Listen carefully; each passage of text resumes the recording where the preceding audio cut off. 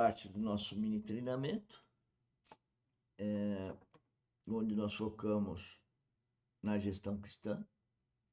E se você é cristão, que a grande maioria do povo brasileiro, segundo o censo, diz que é cristão, e eu afirmo aqui que é um cristão nominal, né?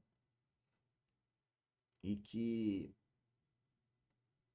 95% das pessoas podem se denominar cristão, mas são religiosos.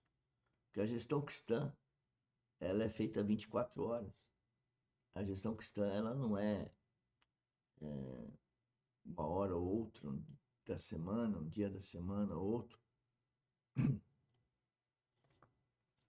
É, que a gente vai numa edificação, onde erroneamente se chama de igreja, para falar de Deus. Não.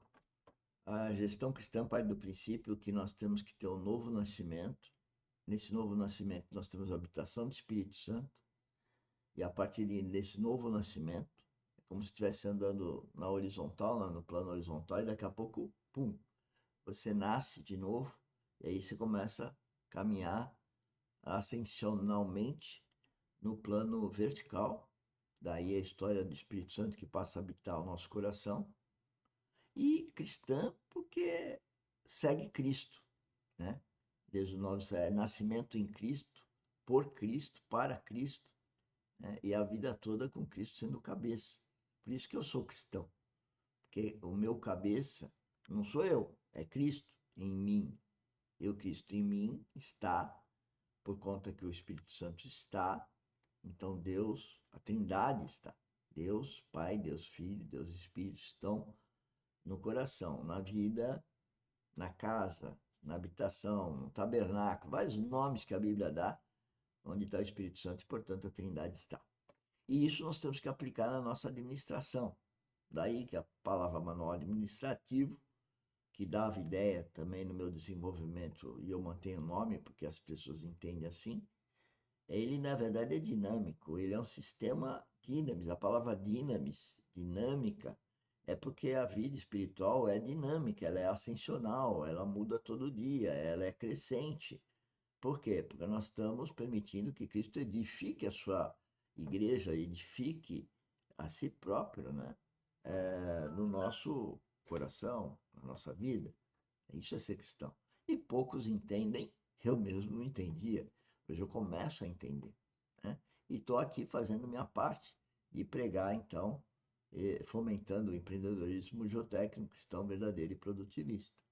Bom, estamos aqui falando, né, um pouco do sistema operacional Dynamis e não adianta a gente falar, mas a gente fala. Jesus Cristo, há 2000 anos atrás, falou para pregar o evangelho, que é a vida dele, e os poucos pregam, né, que são os cristãos verdadeiros.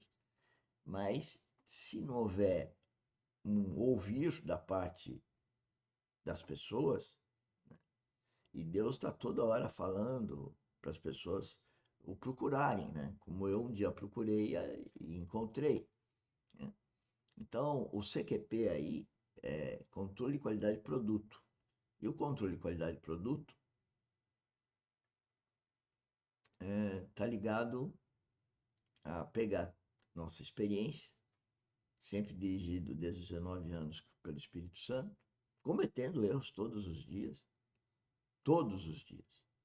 e tendo cada dia mais humildade com nossa arrogância, com a nossa soberba, com a nossa avareza, né? Com a capacidade que o homem tem de mentir, de simular. E esses males que temos todos nós, só Jesus Cristo que não teve. É bom saber disso. Quando eu falo, alguém vai falar: bom, eu não tenho, não. Se você acha que não, pior é, porque você não está tendo discernimento correto. Todos têm, segundo a Bíblia. E então, o controle de qualidade de produto é uma visão que eu tenho hoje de produto, não é só questão temática, de como ele é feito em gestão e como é a ascensão espiritual dos empreendedores que nós estamos fomentando aqui. Veja, eu fomento o empreendedorismo geotécnico, Antes de mais nada, eu fomento o empreendedorismo cristão. Mas como eu sou geotécnico, como sou engenheiro civil geotécnico, eu fomento o empreendedorismo geotécnico. Cristão verdadeiro, que esse é o ponto mais importante, e produtivista. Produtivista está ligado ao sistema ah, de ganho, de vida, dinheiro, né, no plano horizontal, mas no plano vertical está ligado à herança, às coroas que se ganha lá na Bíblia, né, que na verdade é Cristo em nós. Então, no plano horizontal, eu diria que a moeda, né, dinheiro, espécie, né, money, mas no plano vertical é Cristo em nós. Então, nós estamos vivendo aqui, precisamos do dinheiro para tocar a nossa vida. Deus prometeu para a gente comida e morada e roupa. Então, se Ele prometeu, estou tranquilo. Eu, particularmente, posso ter muito mais do que necessário, mas isso é dele, está na minha mão para eu administrar. Isso as pessoas não entendem, porque as pessoas ganham algum dinheirinho e correm viajar, né? Viajar para Dubai, Califórnia, qualquer outro lugar. E praticamente sem dinheiro, às vezes, né? Se endividando ou ganhando, mas enfim, é, indo pelo eu da pessoa, né? Pela vontade dela. E o cristão verdadeiro ele não segue a vontade dele, segue a vontade de Deus.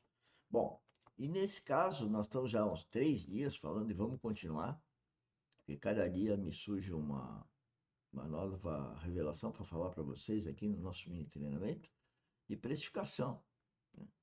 Então, a primeira coisa que a gente quer, e estamos toda hora falando de novo, é falar de precificação.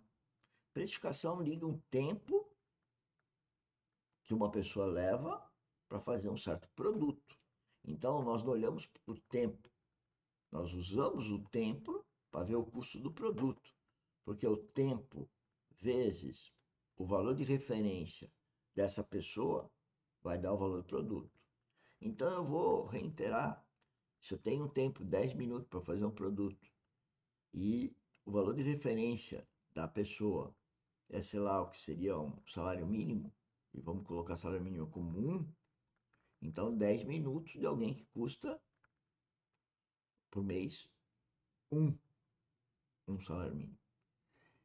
Mas se esses 10 minutos forem feitos por uma pessoa que ganha 5 salários mínimos, o custo do produto é 5 vezes maior. E eu quero que a gente olhe para o custo do produto e não para o tempo. O ser humano ele deve olhar não pelo tempo que ele gasta. O tempo que ele gasta é para ver o custo que ele está dando àquele produto. Então, por exemplo, a gente está passando por uma fase onde que estamos restaurando equipamentos, estamos restaurando o conhecimento da empresa. E quando você restaura, quando você faz de novo, você persiste gastando um tempo que é um prejuízo. Por quê? Porque foi feito errado, tem que fazer de novo. Isso é um prejuízo. Mas é um prejuízo que tem que ser transformado num bem, que é um desenvolvimento para aquele erro que se cometeu. Ou seja, cometer um erro é um bem, mas é um prejuízo. O prejuízo deve ser visto como investimento, né?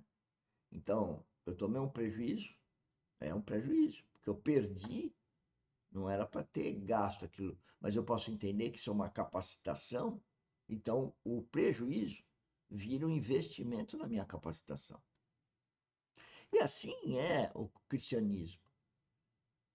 Nós, como seres carnais, erramos desde o Éden, por desobediência a Deus, e erramos, nós temos um prejuízo. Mas se nós transformarmos esse prejuízo num arrependimento, num aquebrantamento, a gente muda. E aí vem o lucro.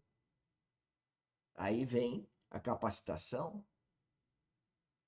Então vejam que tudo que acontece no plano horizontal é uma imagem, é uma, uma imagem, a sombra, né, do que acontece no plano vertical, espiritual. E à medida que eu vou falando, à medida que eu vou treinando com vocês, eu também estou sendo treinado. Porque eu erro, todos erram. Só Cristo não errou. Só Cristo, exatamente para eu ter errado, que ele veio para morrer naquela cruz e para salvar você e eu, para nós salvarmos. Mas para isso eu tenho que nascer nele, eu tenho que viver com ele como meu cabeça para me orientar. E aí é a história do Espírito Santo, que vai me mostrar os meus erros. À medida que eu vejo os meus erros e eu me arrependo, tem gente que não quer nem ouvir. Tem gente que não quer me ouvir como ser humano. Vai ouvir o Espírito Santo, que é um espírito. Não vai ouvir. Não ouve, porque a pessoa é ególatra. Ela é guiada pelo ego. Bom, senhores, passei do tempo aqui no nosso mini treinamento de hoje. Então vamos para a terceira parte, tá bom?